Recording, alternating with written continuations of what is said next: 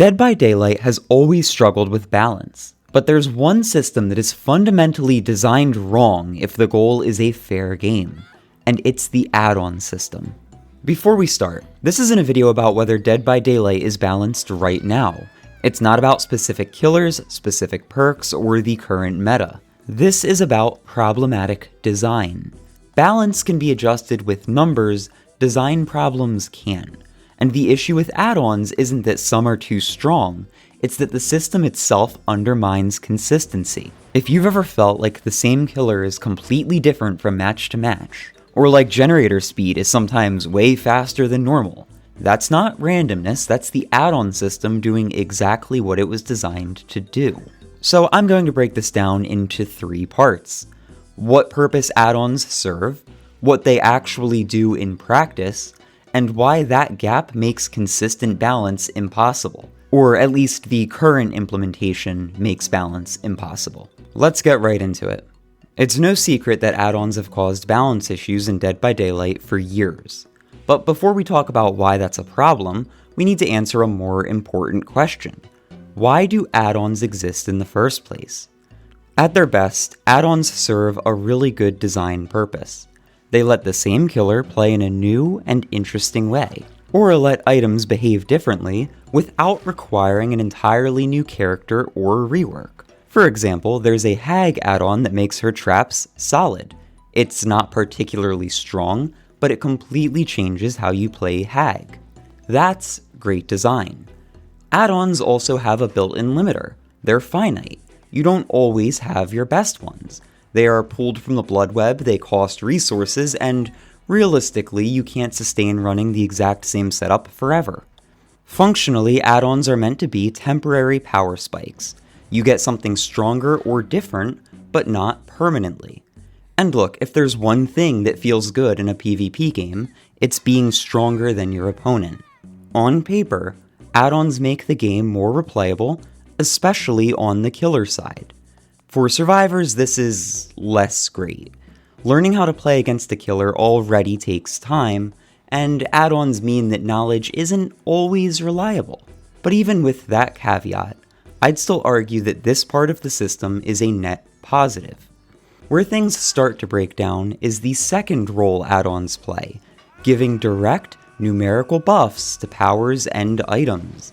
You're supposed to get a real advantage, at the cost of not always having access to it. That's the theory. Now let's talk about why it doesn't work. Balance is hard, but even in very complex games, it's possible to get surprisingly close to a fair baseline. Once you're there, you can intentionally shake things up. New perks, new mechanics, new strategies to keep the game from getting stale. As long as nothing is so weak it's irrelevant, or so strong it's unbeatable, things being stronger or weaker over time isn't a flaw. That's just how live games work. But to get to that point, the developers need to know a few things. What the best strategies actually are, how your mechanics like perks, powers, and items interact with the game, and most importantly, how strong something is at a baseline. And this is where Dead by Daylight's add-on system breaks the entire process. Dead by Daylight is fundamentally designed around the assumption that you won't be using add-ons. They're meant to be limited, temporary power spikes. But that means there's a massive disparity between someone using strong add-ons and someone using none. In a game that already has a very clear killer tier list, this doesn't just add variance, it massively exaggerates existing balance issues. And maybe worst of all, this disparity is completely invisible. You never know if a spirit has double recharge add-ons until she punishes you with them. Just to see how much of a difference this makes, this is spirit's recharge normally, and this is spirit with double recharge add-ons. Survivor items can do the same thing. A well-built medkit or toolbox can be just as impactful, especially if they bring 4 of them.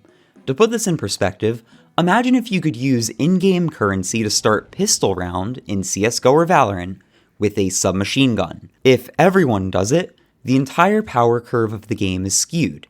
If only one person does it, they're just stronger.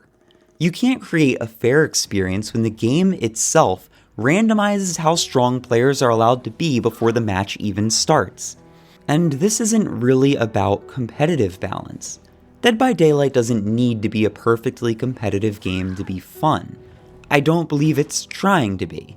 But it does need to avoid situations where players feel like they never had a real chance. Add-ons regularly push the game past that line. Matches stop feeling tense or interesting and start feeling decided. And when that happens, it doesn't matter how many patches you put out. The experience just feels bad. Now, it's easy to complain. But if the design itself is the problem, like I'm claiming, then the real question is, how do you fix it? And the answer isn't removing add-ons. If anything, the fix is the opposite. You would need to balance the game around add-ons being used instead of pretending they aren't. But what does that mean exactly? As long as add-ons are treated as occasional exceptions, they're always going to distort balance when they show up. Instead, add-ons need to be treated as part of the baseline experience. This means the version of a killer or item you're balancing around is the one with add-ons equipped, not without them. There are really only two ways you can approach this. One, you take power out of add-ons and move it into the base kit, or two, you slightly nerf the base power, or item, so add-ons enhance it without pushing it into oppressive territory. Either way, the goal is the same. You reduce massive swings in power, and you make add-ons part of what the game actually expects. It's the same reason the game isn't balanced around players running 0 perks. Once you do that, add-ons stop being wildcards, they become choices. Now, instead of asking whether double recharge add-ons are too strong sometimes, you can ask whether they're as strong as other options. That's a much more solvable problem.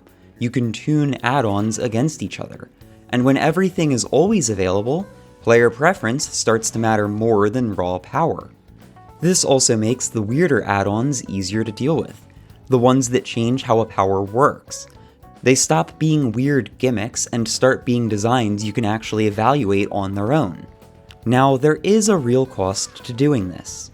If we try to implement what I'm talking about, add-ons can't stay limited consumables anymore. If the game is balanced around you always having them, running out would feel terrible. So realistically, add-ons would need to be unlimited, more like perks. And yeah, that would mean the blood web would need changes. That's not a small ask, but it is the trade-off you have to make if you want add-ons to be balanceable instead of unpredictable. Now, this wouldn't make Dead by Daylight perfectly balanced, but it would make it possible to balance. And right now, I'd say that's what the add-on system is missing. I think the initial design philosophy behind add-ons is honestly more of a holdover from when Dead by Daylight was much more of a casual, almost party-style game. In that sense, they're closer to items in Smash Bros. Than they are to a balanced core mechanic. They're fun, they're chaotic, and sometimes they'll completely flip a match on its head. And there's nothing inherently wrong with that. The problem is that Dead by Daylight has slowly moved away from that identity. Or rather, I think that any PvP game, long-term, just ends up being more competitive over time. Modern Dead by Daylight asks players to learn matchups, understand powers, recognize counterplay, but meanwhile it still throws in a system that can radically change how strong someone is without warning. Now, as much as I've wanted to talk about this, I feel like I also have to acknowledge that Dead by Daylight has had a rough year. There are probably a lot of things the developers care more about right now than retooling an add-on system that, yeah, has its problems, but still works, and that's understandable. But I like talking about game design, especially the kind of design problems that don't show up as obvious bugs or broken numbers, but still shape how a game feels to play. And this is one of those systems that I don't see discussed very often, even though it affects almost every match. So add-ons aren't broken because they're strong, they're broken because the game balances as though they don't exist. And until that expectation changes, Dead by Daylight is always going to feel more random and more frustrating than it needs to be. Anyway, that's about what I've wanted to say on this. I don't know the next time I'm going to want to do a design video on Dead by Daylight, but this one has been on my backlog list for a while now, so I'm super happy to finally get the chance to talk about it. If you enjoyed, please like the video. I don't actually know if it helps or not, but I do like seeing the number go up, and yeah. Thanks for watching, and until next time, see ya.